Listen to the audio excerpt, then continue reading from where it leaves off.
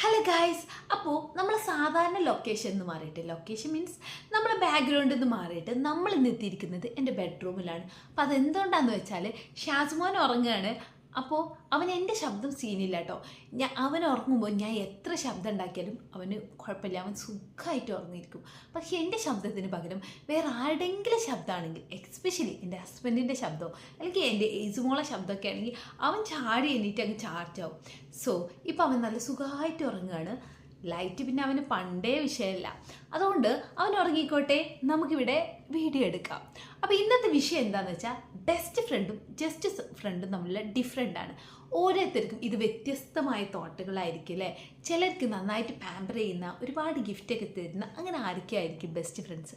പക്ഷേ എനിക്ക് കുറച്ച് ഡിഫറെൻ്റ് ആണ്. എൻ്റെ ഷാജുമോനെ പോലെ ഞാൻ കുറച്ച് ഡിഫറെൻ്റ് ആണ്. അപ്പോൾ എൻ്റെ ഈ ബെസ്റ്റ് ഫ്രണ്ട് ജസ്റ്റ് ഫ്രണ്ട് തോട്ടാണ് ഞാനിവിടെ ഷെയർ ചെയ്യുന്നത്. ആൻഡ് ഇതിൽ നിന്ന് വ്യത്യസ്തമായിട്ട് ഭയങ്കര വിയേർഡൊക്കെ ആയിട്ടുള്ള എന്തെങ്കിലും ബെസ്റ്റ് ഫ്രണ്ട് ജസ്റ്റ് ഫ്രണ്ട് തോട്ടുള്ളവരുണ്ടെങ്കിൽ കമൻറ്റ് ബിലോ. അപ്പോൾ നമുക്ക് വീഡിയോയിലോട്ട് കിടക്കാം. ആദ്യം തന്നെ പറയട്ടെ, ചിലരൊക്കെ പറയും എനിക്ക് ബെസ്റ്റ് ഫ്രണ്ടായിട്ട് ഒരാളുള്ളൂ എന്ന്. എനിക്ക് തോന്നുക എനിക്ക് ഒരു 2-3 പേരുണ്ടെന്ന്. ചില ആളുകൾ ബെസ്റ്റ് ഫ്രണ്ടാണോ ജസ്റ്റ് ഫ്രണ്ടാണോ എനിക്കറിയാത്ത രീതിക്ക് നിൽക്കുന്നുണ്ട്. എന്തായാലും നിങ്ങൾ തന്നെ മനസ്സിലാക്കുക, എൻ്റെ ഫ്രണ്ട്സുകൾ ആണ് ഈ വീഡിയോ കാണുന്നതെങ്കിൽ നിങ്ങൾ ഇതിൽ ഏത് കാറ്റഗറിയിൽ പെടുമെന്ന് ദയവായിട്ട് എന്നോട് പരിഭവമൊന്നും തോന്നരുത്. അപ്പോൾ എന്താണെന്ന് വെച്ചാൽ, എൻ്റെ ബെസ്റ്റ് ഫ്രണ്ടായിട്ട് അംഗീകാരം കിട്ടിയിട്ടുള്ള ആ മഹത് വ്യക്തികളുടെ അടുത്ത്, അല്ലെങ്കിൽ എനിക്ക് അങ്ങനെ ഒരു കംഫർട്ട് സോണിൽ ഞാൻ ഭയങ്കര നെഗറ്റീവ് ആളായിരിക്കും. അതായത് ഞാൻ ഭയങ്കര ദുരന്തം പറയും, എൻ്റെ വിഷമങ്ങൾ പറയും, എൻ്റെ വീക്ക് പോയിൻറ്റുകൾ പറയും. ഇങ്ങനെ എന്നെക്കുറിച്ചിട്ടുള്ള നെഗറ്റീവ് കാര്യങ്ങളൊക്കെ ഞാനിങ്ങനെ സംസാരിക്കുന്നുണ്ടായിരിക്കും ആ ഒരു കംഫർട്ട് സോണിൽ മാത്രം കേട്ടോ. ഇത്തരക്കാർ എൻ്റെ ശത്രുക്കളായുള്ള അവസ്ഥയെക്കുറിച്ച് നിങ്ങൾ ചിന്തിച്ചിട്ടുണ്ടാവും. ഇത്തരക്കാർ എൻ്റെ ശത്രുക്കളായ ഇവരായിരിക്കും എന്നെ ഏറ്റവും കൂടുതൽ ഹേർട്ട് ചെയ്യാൻ പോകുന്നത്. എനിക്കറിയാം, നമ്മൾ പൊതുവെ നമ്മളെ എല്ലാ നെഗറ്റീവ് സൈഡ്സും അല്ലെങ്കിൽ നമ്മളെ വീക്ക് പോയിൻറ്റ്സും ആരായിട്ടും ഷെയർ ചെയ്യരുതെന്നൊക്കെ പറയൂലേ. അല്ലെങ്കിൽ നമ്മളെ എല്ലാ പോരായ്മകളും നമ്മൾ ഒരാൾക്ക് ഷെയർ ചെയ്താൽ അത് നമുക്ക് തിരിച്ചു വരാനുള്ള സാധ്യതയുണ്ട്. പക്ഷേ ഞാൻ കുറച്ചുകൂടെ സെൻസിറ്റീവ് പേഴ്സൺ ആയതുകൊണ്ട് എൻ്റെ ബെസ്റ്റ് ഫ്രണ്ട്സിൻ്റെ ഇടയിൽ എൻ്റെ എല്ലാവിധ അൽക്കുലത്ത് സ്വഭാവങ്ങളും ഞാൻ പറയാറുണ്ട്. അതെൻ്റെ ഒരു പോരായ്മയായിരിക്കും. അപ്പോൾ ഇത്തരത്തിൽ ഞാൻ നിങ്ങളുടെ അടുത്ത് വന്നിട്ട് എൻ്റെ വിഷമങ്ങളും എൻ്റെ സങ്കടങ്ങളും പറയുന്നുണ്ടെങ്കിൽ ഗായ്സ്, നിങ്ങൾ ഓർക്കുക, നിങ്ങൾ എനിക്ക് ഏറ്റവും പ്രിയപ്പെട്ട ആരോ ആണ്, അല്ലെങ്കിൽ നിങ്ങൾ എൻ്റെ കംഫർട്ട് സോണിലാണ്, നിങ്ങളുടെ അടുത്ത് എനിക്ക് അത്രയും ട്രസ്റ്റാണ് എന്നൊക്കെ നിങ്ങൾ മനസ്സിലാക്കുക. ആൻഡ് നിങ്ങളെ കയ്യിൽ നിന്ന് പണം കടം വാങ്ങിയിട്ടുണ്ടെങ്കിൽ എൻ്റെ ബെസ്റ്റ് ഫ്രണ്ട്സ് എനിക്ക് കടം തരാറുണ്ട്. അപ്പോൾ ഇങ്ങനെ കടം വാങ്ങുന്നതാണെങ്കിൽ, ഇപ്പോൾ പ്രത്യേകിച്ച് കേട്ടോ ജോലിയൊക്കെ പോയ സമയത്ത് ഞാൻ വല്ലപ്പോഴൊക്കെ ആയിട്ട് കടമൊക്കെ വാങ്ങാറുണ്ട്. അപ്പോൾ ഇങ്ങനെ ഞാൻ നിങ്ങളുടെ കയ്യിൽ നിന്ന് കടം വാങ്ങിയിട്ട് ഡേറ്റ് പറയുന്നില്ലെങ്കിൽ നിങ്ങൾ ഓർക്കുക, നിങ്ങളെൻ്റെ ബെസ്റ്റ് ഫ്രണ്ട്സാണ്. അതല്ല എൻ്റെ ജസ്റ്റ് ഫ്രണ്ട്സ് ആണെങ്കിൽ ഞാൻ അപ്പം പറയും, എടാ ഞാൻ ഈ പൈസ ഒരു 3 ദിവസത്തിനുള്ളിൽ തരാട്ടോ, അല്ലെങ്കിൽ 2 ദിവസത്തിനുള്ളിൽ തരാട്ടോ എന്നൊക്കെ പറയും. പക്ഷേ ഈ പറഞ്ഞ ഡേറ്റിന് ഞാൻ എന്തെങ്കിലും കാരണം കൊണ്ട് തരാതിരുന്നിട്ടുണ്ടെങ്കിൽ ഗായ്സ്, നിങ്ങൾ ഓർക്കുക, നിങ്ങൾ എനിക്ക് അത്ര പ്രിയപ്പെട്ടതാണ്. നിങ്ങൾ എന്നെക്കുറിച്ച് എങ്ങനെ നെഗറ്റീവ് ഒന്നും വിചാരിക്കില്ല എന്ന് കരുതിയിട്ട് ഞാൻ ചിലപ്പോൾ 1-2 ദിവസമൊക്കെ നീട്ടി ചോദിക്കും. ഇത് സ്വാഭാവികമാണ്. അതെൻ്റെ ക്ലോസ് ഫ്രണ്ട്സിൻ്റെ അടുത്ത് മാത്രം ഞാൻ ചെയ്യുന്ന ഒരു കാര്യമാണ്. അതായത് ഇപ്പോൾ ഉദാഹരണത്തിന് നമ്മളൊരു ജസ്റ്റ് ഫ്രണ്ടിനും ബെസ്റ്റ് ഫ്രണ്ടിനും കടം കൊടുക്കാനുണ്ടെന്ന് വിചാരിക്കുക. ഇത് മനസ്സിലാവണമെങ്കിൽ ഒരുപാട് കാലം ജോലിയൊക്കെ പോയി നിൽക്കുന്ന ആളുകൾക്ക് മനസ്സിലാവും.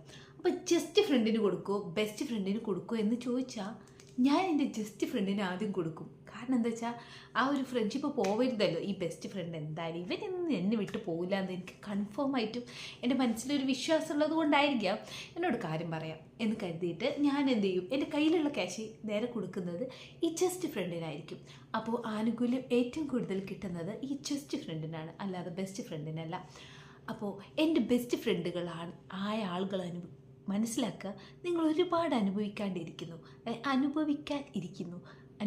ഇരിക്കുന്നുണ്ടായിരിക്കും. Okay fine.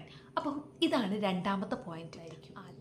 ആൻഡ് ഞാൻ ഏറ്റവും കൂടുതൽ ദേഷ്യപ്പെടുന്നത് എൻ്റെ ബെസ്റ്റ് ഫ്രണ്ടിൻ്റെ അടുത്തായിരിക്കും. കാരണം എൻ്റെ ബെസ്റ്റ് ഫ്രണ്ട് എന്നെ വിട്ട് പോവില്ല എന്നുള്ള ആ ഒരു ട്രസ്റ്റ് എനിക്കുണ്ട്. പക്ഷേ ജസ്റ്റ് ഫ്രണ്ട്സിൻ്റെ അടുത്ത് ഞാൻ ഭയങ്കര ഡീസൻ്റ് ആയിരിക്കും. അതായത് ഈ എങ്ങനെ പറയാം, അവർ ഇനിയിപ്പോൾ എന്നെ എന്തെങ്കിലുമൊക്കെ പറഞ്ഞു എന്ന് വിചാരിച്ചോ, അല്ലെങ്കിൽ എന്തെങ്കിലും മോശം കാര്യമൊക്കെ പറഞ്ഞു എന്നൊക്കെ ഞാൻ അറിഞ്ഞാലും ഓക്കെ, ഞാൻ എന്നെ അവർ മൈൻഡിലിടും. പക്ഷേ എൻ്റെ ബെസ്റ്റ് ഫ്രണ്ട് ഈ പറഞ്ഞതിൻ്റെ 10-1 പറഞ്ഞാൽ അതിൻ്റെ 10 ഇരട്ടി, അതിനെ 100 കൊണ്ട് ഇൻറ്റു ചെയ്ത് എത്ര കൊണ്ട് മൾട്ടിപ്പിൾ ചെയ്യാൻ പറ്റുമോ അത്രമാത്രം മൾട്ടിപ്പിൾ ചെയ്ത് ചിലപ്പോൾ ഞാൻ പറയും. എന്നെ വല്ല തെറിയും വിളിച്ചാൽ അവൻ്റെ അപ്പൻ, അവൻ്റെ അപ്പൻ്റെ അപ്പൻ, അവൻ്റെ അപ്പൻ്റെ അപ്പൻ്റെ അപ്പൻ, അവരെ വരെ ഞാൻ വിളിക്കും. അത്രക്കൊന്നുമില്ലെങ്കിലും എന്തെങ്കിലുമൊക്കെ തിരിച്ച് പറയും.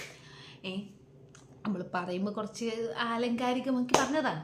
അപ്പോൾ ഇതാണ് എൻ്റെ ഒരു സ്വഭാവം. അതായത് എൻ്റെ ബെസ്റ്റ് ഫ്രണ്ട്സുകളെ ഞാൻ മാക്സിമം വെറുപ്പിച്ച് കയ്യിൽ കൊടുക്കും. പിന്നെ ഗൈസ്, എനിക്കൊരു മോശം സ്വഭാവമുണ്ട്.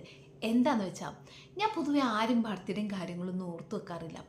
ഏപ്രിൽ 1 ഫൂളുകളുടെ ഡേയിൽ എൻ്റെ ബർത്ത്ഡേ ആയതുകൊണ്ടെന്നറിയില്ല എന്നെ എല്ലാവരും ബർത്ത്ഡേക്ക് വിഷ് ചെയ്യാറുണ്ട്. അപ്പോൾ ഇങ്ങനെ വിഷ് ചെയ്യുമ്പോൾ എൻ്റെ ബെസ്റ്റ് ഫ്രണ്ട്സ് കഴിഞ്ഞതിൻ്റെ ശേഷം വിഷ് ചെയ്യുകയാണെങ്കിൽ ഞാൻ ഭയങ്കരമായിട്ട് സാഡായി പോകും. ആൻഡ് എനിക്കത് ഭയങ്കര വിഷമമൊക്കെ ആവും കേട്ടോ. പക്ഷേ ഞാൻ പുറത്ത് കാണിക്കാറില്ല. എനിക്കത് എൻ്റെ മനസ്സിലുണ്ടാവും, ഓഫ് എന്നാലും ഇവരൊക്കെ എന്നെ വിഷ് ചെയ്തിട്ടും അന്ത വ്യക്തി എന്നെ വിഷ് ചെയ്തില്ലല്ലോ, അല്ലെങ്കിൽ അന്ത വ്യക്തി എന്നോട് അത് പറഞ്ഞില്ലല്ലോ എന്ന്. പക്ഷേ ഓർക്കണം, ഇവന്മാരുടെ അല്ലെങ്കിൽ ഇവളുമാരുടെ ബർത്ത്ഡേ ഒന്നും ഞാൻ ഓർക്കാറില്ല. എൻ്റെ ബെസ്റ്റ് ഫ്രണ്ട് ആയിക്കോട്ടെ, ജസ്റ്റ് ഫ്രണ്ട് ആയിക്കോട്ടെ, ആരുടെയും ബർത്ത്ഡേ അല്ലെങ്കിൽ ആനിവേഴ്സറി, ഇങ്ങനത്തെ സ്പെഷ്യൽ മൊമെൻറ്റ്സ്, എൻ്റെ സ്വന്തം ഭർത്താവിൻ്റെ ബർത്ത്ഡേയും ആനിവേഴ്സറി പോലും ഞാൻ ഓർക്കാറില്ല ഗൈസ്.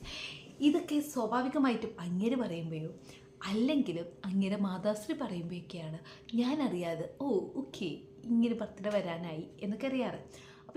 അപ്പോൾ എൻ്റെ ഒരു സ്വഭാവം വെച്ചിട്ട് ഞാൻ പൊതുവെ ആരും വിഷ് ചെയ്യാറില്ല. പക്ഷേ എനിക്ക് വിഷിങ്ങൊക്കെ ഇഷ്ടമാണ്, എനിക്ക് ഗിഫ്റ്റൊക്കെ ഇഷ്ടമാണ്. ഓക്കെ, അതെന്തോ ആയിക്കോട്ടെ, അത് ഓരോരുത്തരുടെയും പേഴ്സണലായിട്ടുള്ള സംഭവമാണല്ലോ.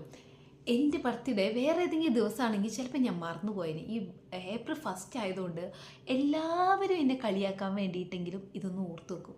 അപ്പോൾ എനിക്ക് ഓർമ്മ വരും. അപ്പോൾ ഞാൻ ഒരുപാട് അങ്ങ് എക്സ്പെക്റ്റ് ചെയ്യും. അതിൻ്റെ ഒരു പ്രശ്നമാണ്, ആ ഡേറ്റിൻ്റെ പ്രശ്നമാണ്, അല്ലാതെ എനിക്ക് ബർത്ത്ഡേനോട് വലിയ കാര്യം ഉണ്ടായിട്ടൊന്നുമല്ല. ഓക്കെ, അപ്പോൾ ഇതാണ് എൻ്റെ ഒരു സ്വഭാവം. പിന്നെ എൻ്റെ ബെസ്റ്റ് ഫ്രണ്ടുകളുടെ ഒരു പ്രത്യേകത എന്താണെന്ന് വെച്ചാൽ അവരിനി ഏത് സമയത്ത് വിളിച്ചാലും ഞാൻ ഫോൺ അറ്റൻഡ് ചെയ്യും. എൻ്റെ ജസ്റ്റ് ഫ്രണ്ട്സായ ഒരാൾ 9 മണിക്ക് ശേഷം ചിലപ്പോൾ എന്നെ വിളിച്ചാൽ ഞാൻ എടുക്കില്ല. എന്നിട്ട് രാവിലെ ഞാൻ ഭയങ്കര ചാടയ്ക്ക് പറയും ഞാൻ ഉറങ്ങിയെന്ന്. ചിലപ്പോൾ ഞാൻ കാണുന്നുണ്ടായിരിക്കും, കയ്യിൽ വെച്ച് ഇങ്ങനെ ഇരിക്കുന്നുണ്ടായിരിക്കും, പക്ഷേ ഞാൻ ഫോൺ എടുക്കാറില്ല. പക്ഷേ എൻ്റെ ബെസ്റ്റ് ഫ്രണ്ട് അല്ലെങ്കിൽ എനിക്ക് അത്രയും പ്രയോറിറ്റി ഉള്ള ആരെങ്കിലാണെങ്കിൽ അത് 10 മണി ആയിക്കോട്ടെ, 11 മണി ആയിക്കോട്ടെ, രാത്രി 2 മണി ആയിക്കോട്ടെ, ഞാൻ ചാടി എണീറ്റെടുക്കും. അതാണ് എൻ്റെ ഒരു സ്വഭാവം. അവർക്ക് മാത്രമേ എന്നെ അങ്ങനെ ലൈറ്റ് നൈറ്റൊക്കെ ആയിട്ട് വിളിക്കാനുള്ള ഒരു പെർമിഷനുള്ളൂ. അതെൻ്റെ ഒരു എന്താ അറിയില്ല, അങ്ങനെയാണ്. പിന്നെ എൻ്റെ ബെസ്റ്റ് ഫ്രണ്ട്സ് വിളിച്ചാൽ മാത്രമേ ഞാൻ സംസാരിക്കാറുള്ളൂ. ബാക്കിയുള്ളവർ വിളിച്ചാൽ ചിലപ്പോൾ എനിക്ക് മൂഡില്ലെങ്കിൽ ഞാൻ ഇങ്ങനെ നോക്കിയിരിക്കും, അടിക്കുന്നല്ലോ എന്നിട്ട് വാട്സപ്പ് പോയിട്ട് വരും, ഹലോ എന്താ വിളിച്ചിരുന്നേ, ഞാൻ ചെറുതായിട്ടൊന്ന് ബിസിയായിരുന്നു. ഓ മൈ ഗോഡ്, ഇത് കാണുന്നവർക്ക് മനസ്സിലാവില്ലല്ലോ, പക്ഷേ നിങ്ങൾ ക്ഷമിക്കണം, എനിക്കെന്താ അറിയില്ല, എനിക്ക് അങ്ങനെ സംസാരിക്കാൻ പലപ്പോഴും പറ്റാറില്ല. ഞാൻ ഇത്തിരി ബിസി ആയിരുന്നു, അതുകൊണ്ട് എന്തായിരുന്നു കാര്യം, എനിക്ക് കോൾ ചെയ്യുന്നത് വലിയ ഇഷ്ടമില്ലാത്തതുകൊണ്ടാണ് സംഭവം, അല്ലാതെ നിങ്ങളോട് പരിഭവമൊന്നും ഉണ്ടായിട്ടല്ല. പക്ഷേ ബെസ്റ്റ് ഫ്രണ്ട്സ് അവർ വിളിക്കുമ്പോൾ അവരുടെ മുന്നിൽ ഞാൻ പ്രത്യേകിച്ച് എൻ്റെ മൂഡ് ഓക്കെ അല്ല എന്ന് വെച്ചോ, അല്ലെങ്കിൽ ഞാൻ കരഞ്ഞിരിക്കാമെന്ന് വിചാരിച്ചോ, അല്ലെങ്കിൽ ഞാൻ വിഷമിച്ചിരിക്കാമെന്ന് വിചാരിച്ചോ, നോ പ്രോബ്ലം, അവരുടെ അടുത്ത് എനിക്കൊന്ന് പറയാമല്ലോ. സോ അവരുടെ അടുത്ത് ഞാൻ എത്ര വേണമെങ്കിലും സംസാരിക്കാം മീൻസ് മണിക്കൂറുകളോളം സംസാരിക്കും. അപ്പോൾ ഞാൻ മണിക്കൂറുകളോളം സംസാരിക്കുന്ന ഫ്രണ്ട്സ് ഉണ്ടെങ്കിൽ മനസ്സിലാക്കുക ഗൈസ്, നിങ്ങൾ എൻ്റെ കംഫർട്ട് സോണിൽ കയറിയിരിക്കുന്നു. ഇപ്പം വരാം, കുക്കർ വിസിലടിക്കുന്നുണ്ട്, ഓഫ് ചെയ്തിട്ട് വരാം. ഓക്കെ, അപ്പോൾ നമ്മൾ എന്താ പറഞ്ഞേ? ഓക്കെ, ഈ കോൾ ലൈറ്റ് നൈറ്റ് ഒന്ന് കോൾ ഞാൻ എൻ്റെ ബെസ്റ്റ് ഫ്രണ്ട്സിൻ്റെ മാത്രം അറ്റൻഡ് ചെയ്യാറുള്ളൂ. And most importantly video call, especially boys ആണെങ്കിൽ ജസ്റ്റ് ഫ്രണ്ട്സിൻ്റെ വീഡിയോ കോൾസ് ഒന്നും ഞാൻ അറ്റൻഡ് ചെയ്യാറില്ല. കാരണം എൻ്റെ ഈ ഓഞ്ഞക്കോലം അതുകൊണ്ട് എനിക്കൊരു കോൺഫിഡൻറ്റ് കിട്ടാറില്ല വീഡിയോ കോളിലൊന്നും ചെയ്യാനില്ല. അപ്പോൾ പൊതുവേ എൻ്റെ ഏതെങ്കിലും ഫ്രണ്ട്സ് ഇതുപോലെ ഗ്രൂപ്പ് കോളൊക്കെ ചെയ്യുമ്പോൾ ഞാൻ അറ്റൻഡ് ചെയ്യാറില്ല. ഞാൻ എൻ്റെ എന്താ പറയുക സ്ക്രീൻ അങ്ങ് ഇതാക്കിയിട്ട് അവരുടെ ശബ്ദം മാത്രം കേൾക്കുന്ന കൊലത്ത് ചെയ്ത് വെക്കും, ക്യാമറ ഓഫ് ചെയ്യും. ക്യാമറ ഓഫ് ചെയ്യും. പക്ഷേ ഇതെൻ്റെ ബെസ്റ്റ് ഫ്രണ്ട്സ് ആണെങ്കിൽ ഞാൻ ക്യാമറ ഒന്നും ഓഫ് ആക്കത്തില്ല. അതിനി രാവിലെ എണീറ്റ് ബ്രഷ് ചെയ്യാതെ ഇരിക്കുകയാണെങ്കിൽ പോലും ക്യാമറ ഓണാക്കി സംസാരിക്കാനുള്ള ഒരു കോൺഫിഡൻറ്റ് എനിക്ക് കിട്ടാറുണ്ട്. അപ്പോൾ വീഡിയോ കോൾ ചെയ്യുമ്പോൾ ഞാൻ കോൾ അറ്റൻഡ് ചെയ്യുന്നുണ്ടെങ്കിൽ മനസ്സിലാക്കുക നിങ്ങൾ എൻ്റെ കംഫർട്ട് സോണിലാണ്. ഇനി ചിലപ്പോൾ ഈ ബെസ്റ്റ് ഫ്രണ്ട്സ് വിളിക്കുമ്പോഴും ഞാൻ ഇതുപോലെ കോഞ്ഞ അവസ്ഥയിലാണെങ്കിലും ചിലപ്പോൾ എടുത്തില്ല എന്നൊക്കെ വരും, സ്വാഭാവികമാണ്. ബെസ്റ്റ് ഫ്രണ്ട്സാണെന്നൊക്കെ വിചാരിച്ചിട്ടാണെങ്കിലും നമ്മൾ തട്ടം കിട്ടാതപ്പോയോ അല്ലെങ്കിൽ അങ്ങനെയൊക്കെയുള്ള പല സിറ്റുവേഷൻ ഉണ്ടായിരിക്കും. അപ്പോൾ എടുക്കാതിരിക്കും എന്ന് കരുതി നിങ്ങൾ എൻ്റെ ബെസ്റ്റ് ഫ്രണ്ട് അല്ല എന്നല്ല. Okay okay fine. ഇതാണ് അടുത്ത പോയിന്റ്. പിന്നുള്ളൊരു പോയിന്റ് എന്താണെന്ന് വെച്ചാൽ, എൻ്റെ ബെസ്റ്റ് ഫ്രണ്ട്സുകളെ കുറിച്ചിട്ട് എൻ്റെ പാർട്ട്ണർക്ക് നല്ല ധാരണ ഉണ്ടായിരിക്കും. അതായത് നല്ല കുശുമ്പുണ്ടായിരിക്കും.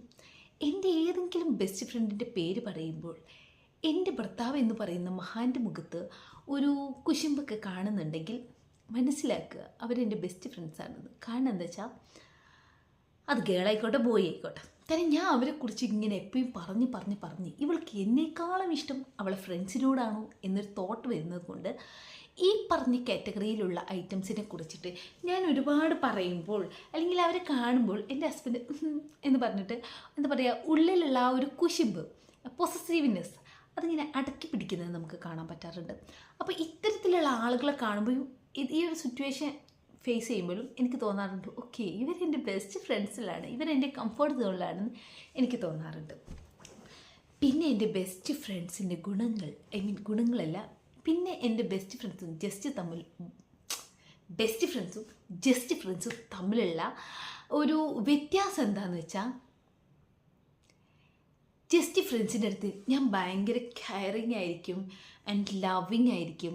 അവരുടെ അടുത്ത് ഭയങ്കര എന്താ പറയുക, ഹാടാ നീ പറഞ്ഞ് ശരിയാടാ എന്നൊക്കെ പറയും. പക്ഷേ എൻ്റെ ബെസ്റ്റ് ഫ്രണ്ട്സ് എന്നോടൊരു കാര്യം പറയുകയാണെങ്കിൽ ഏത് വകയിലും എന്ത് കാര്യത്തിന് നീ പറഞ്ഞ തെറ്റാണ്, അങ്ങനെയല്ല, അതങ്ങനെയല്ല, നീ പറഞ്ഞ പോലെയല്ല, ഞാൻ പറയുന്നത് കേൾക്ക്, ഞാൻ പറയുന്നതാണ് ശരി എന്ന് പറഞ്ഞിട്ട് ഞാനങ്ങ് അവനെ അങ്ങ് തീർക്കും. ഇതാണ് എൻ്റെ ഒരു സ്വഭാവം. അതായത് ജസ്റ്റ് ഫ്രണ്ട്സിൻ്റെ അടുത്ത് നമ്മൾ എന്തിനു വഴക്കിടണം അല്ലേ? കാരണം അവർ ചിലപ്പോൾ അവർ 1-2 കൊല്ലം നമ്മളെ കൂടെ ഉണ്ടാവുള്ളൂ, അല്ലെങ്കിൽ അവർ കുറച്ച് കഴിയുമ്പോൾ കൊല്ലത്തിൽ എപ്പോഴെങ്കിലുമൊക്കെ പ്രത്യക്ഷപ്പെടുന്ന ആളുകളായിരിക്കും. അതിന് വേണ്ടിയിട്ട് അവരോട് വെറുത്ത് നമ്മളെന്തിന് ആർഗ്യൂ ചെയ്യണം? ഇത്ര ആലോചിച്ചാൽ മതി. നമ്മൾ ഇന്ത്യക്കാരും പാകിസ്ഥാൻകാരും തമ്മിൽ പ്രശ്നം ഉണ്ടാവാറുണ്ട്. പക്ഷേ ഇന്ത്യയുടെ കുറച്ച് അപ്പുറത്തുള്ള ബ്രിട്ടീഷുകാർ ഇങ്ങോട്ട് വന്നപ്പോൾ പ്രശ്നം ഉണ്ടായിരുന്നു എന്നല്ല, അല്ലെങ്കിൽ വേറെ ഏതെങ്കിലും രാജ്യക്കാർ തമ്മിൽ പ്രശ്നം ഉണ്ടാവാറില്ല. കാരണം നമ്മൾ ഈ അതിർത്തിയിൽ അടുത്തിരിക്കുന്നവർ തമ്മിലാണ് പ്രശ്നം ഉണ്ടാവുക അല്ലേ? അതുപോലെ മനസ്സ് തമ്മിൽ അടുത്തവർ തമ്മിൽ എപ്പോഴും അടി ഉണ്ടാവുമെന്നാണ് എൻ്റെ ഒരു നിഗമനം. എനിക്കറിയില്ല എൻ്റെ ബെസ്റ്റ് ഫ്രണ്ട്സിൻ്റെ അടുത്ത് ഞാൻ വല്ലപ്പോയല്ല എപ്പോഴും അടിയ. എന്നാലും അവന്മാർക്കോ അല്ലെങ്കിൽ അവളുമാർക്കോ എന്തെങ്കിലും പറ്റി എന്ന് ഞാൻ അറിഞ്ഞ, അതായത് ഇപ്പോൾ അതിലൊരാൾ വല്ല GCC കൺട്രിയിലാണ്, അവിടെ ബോംബിടുക എന്നൊക്കെ പറഞ്ഞാൽ അന്നത്തെ ദിവസം എനിക്ക് ഉറങ്ങാൻ പറ്റില്ല. സ്വാഭാവികം അല്ലേ? ജസ്റ്റ് ഫ്രണ്ട്സൊക്കെ ആണെങ്കിൽ ഞാൻ GCC കൺട്രി ബോംബിടുന്നു, ഓ വളരെ സോ സാഡ്. നമ്മൾ അതിൻ്റെതിരെ കാര്യങ്ങളൊക്കെ ചിന്തിക്കും. പക്ഷെ ഓക്കെ അതെന്തോ നമുക്ക് വിഷമമൊക്കെ തോന്നും. പക്ഷേ അത് നമ്മുടെ ഉറക്കം കെടുത്തുന്നുണ്ടെങ്കിൽ ചിന്തിക്കുക, അവിടെ ഇരിക്കുന്ന ആൾ നമുക്ക് അത്രയും പ്രിയപ്പെട്ട ആളുകളാണ്. ഓക്കെ, അപ്പോൾ എനിക്ക് എന്താ പറയുക, ഉറക്കം പോവും, സമാധാനം പോവും. അയ്യോ വിളിച്ചിട്ട് കിട്ടുന്നില്ലല്ലോ, മെസ്സേജ് അയച്ചിട്ട് കിട്ടുന്നില്ലല്ലോ, റിപ്ലൈ തരുന്നില്ലല്ലോ, ഇങ്ങനെയൊക്കെ പറഞ്ഞിട്ട് ഞാൻ ആകെ പ്രഷറായി പോവും. ചിലപ്പോൾ അവരെ വീട്ടിലോട്ട് വിളിച്ചു നോക്കും, അങ്ങനെയൊക്കെ ചെയ്യും. ഇതൊക്കെ സ്വാഭാവികമായിട്ടുള്ള എൻ്റെ ഒരു, അത് ഞാൻ അധികം ആർക്കും വേണ്ടി അങ്ങനെ ചെയ്യില്ല, എൻ്റെ ബെസ്റ്റ് ഫ്രണ്ട്സുകൾക്ക് വേണ്ടി മാത്രം ചെയ്യുന്ന കാര്യങ്ങളാണ്. എനിക്കറിയില്ല, എൻ്റെ ഉറക്കം കെടുത്താൻ ഈ ടീമിൽപ്പെട്ട ആളുകൾക്ക് പറ്റും. അവർക്ക് എന്തെങ്കിലും പ്രശ്നമുണ്ടെങ്കിൽ, അവർക്ക് എന്തെങ്കിലും സാമ്പത്തിക പ്രശ്നമുണ്ടെങ്കിൽ, അവർക്ക് വല്ല ലവ് ബ്രേക്കപ്പ് ഇത്തരത്തിലുള്ള കാര്യങ്ങളുണ്ടെങ്കിൽ, അല്ലെങ്കിൽ അങ്ങനെ എന്തെങ്കിലും പ്രശ്നമുണ്ടെങ്കിൽ, ജോലി സ്ഥലത്ത് പ്രശ്നമുണ്ടെങ്കിൽ, പലപ്പോഴും ഇത്തരത്തിലുള്ള ആളുകൾ അവരെ ജോലി സ്ഥലത്ത് നടക്കുന്ന പ്രശ്നങ്ങളും കാര്യങ്ങളൊക്കെ എൻ്റെ അടുത്ത് ഷെയർ ചെയ്യുമ്പോഴേ ഇന്നുവരെയും ഞാൻ കാണാത്ത ഒരുപാട് ശത്രുക്കൾ എനിക്കുണ്ടായിട്ടുണ്ട്. അങ്ങനെ ഒരു ഫ്രണ്ടിൻ്റെ ജോലി സ്ഥലത്തുള്ള ഒരു ആൾ, അയാൾ ദിനം എൻ്റെ ഫ്രണ്ടിനെ ഡിസ്റ്റർബ് ചെയ്യുന്നത് ഈ ഒരു വ്യക്തിയിൽ നിന്ന് കഥകൾ കേട്ട് അവസാനം നേരെ കാണാത്ത ആ വ്യക്തിയെ എനിക്ക് ഒരുപാട് ദേഷ്യമായിട്ടുണ്ട്. ഞാൻ എന്തൊരു വൃത്തികെട്ട മനുഷ്യനാണ്, ഇങ്ങനെ ഉണ്ടാവും മാനേജർ എന്നൊക്കെ പറഞ്ഞിട്ട് എനിക്ക് ദേഷ്യം തോന്നാറുണ്ട്. കാരണം എൻ്റെ ബെസ്റ്റായിട്ടുള്ള ആളുകൾ ആരെങ്കിലും ഹേർട്ട് ചെയ്താൽ അതെനിക്ക് വല്ലാണ്ട് അങ്ങോട്ട് എഫക്റ്റ് ചെയ്യും. അപ്പോൾ അവരുടെ ശത്രുക്കൾ പൊതുവേ എൻ്റെ ശത്രുക്കളായിട്ട് ഞാനങ്ങ് പ്രഖ്യാപിക്കാറുണ്ട്. പൊതുവേ ഒരാൾ എൻ്റെ അടുത്ത് മറ്റൊരാളെ പറ്റി കുറ്റിയൊക്കെ ഒന്ന് പറയുമ്പോൾ ഞാനത് അത്ര അങ്ങോട്ട് ശ്രദ്ധിക്കാറില്ല. കാരണം ആ കുറ്റി പറഞ്ഞ ആ വ്യക്തി ആരെക്കുറിച്ചാണോ പറഞ്ഞത് ആ വ്യക്തി എന്നോട് എങ്ങനെയാണോ പെരുമാറുന്നത് അതിനനുസരിച്ചിട്ടായിരിക്കും ഞാൻ ആ വ്യക്തിയെ വിലയിരുത്തുക. അല്ലാതെ വേറൊരാൾ പറഞ്ഞത് കേട്ടിട്ട് ഒരാളെ മോശമായിട്ട് ഞാൻ അങ്ങനെ വിചാരിക്കാറില്ല, മോശമായിട്ട് അയാളടുത്ത് ബിഹേവ് ചെയ്യാറില്ല. അതാണ് എൻ്റെ ഒരു തിയറി. ഞാൻ അങ്ങനെയാണ് ചെയ്യാറ്. പക്ഷേ എൻ്റെ ബെസ്റ്റ് ഫ്രണ്ട്സിനെ ആരെങ്കിലും ഹേർട്ട് ചെയ്ത് എന്ന് പറഞ്ഞിട്ട് ആരും ഒരാളെ പറ്റി പറയാണ്, ചിലപ്പോൾ അയാളെ ഞാൻ കണ്ടിട്ട് പോലും ഉണ്ടായിരിക്കില്ല, പക്ഷേ അയാളോട് എനിക്ക് ദേഷ്യം തോന്നും. അതെന്താണെന്ന് എനിക്കറിയില്ല, അതങ്ങനെയാണ്. അപ്പോൾ നിങ്ങളുടെ ബെസ്റ്റ് ഫ്രണ്ട്സിനെ കുറിച്ചിട്ടുള്ള ഒപ്പീനിയൻ ആൻഡ് ജസ്റ്റ് ഫ്രണ്ട്സിനെ കുറിച്ചിട്ടുള്ള ഒപ്പീനിയനൊക്കെ കമൻറ്റ് ബിലോ. നമുക്ക് വ്യത്യസ്തമായുള്ള അഭിപ്രായങ്ങളൊക്കെ കണ്ടുകൊണ്ടിരിക്കാമല്ലോ. Thank you for watching this video. Please subscribe and support me.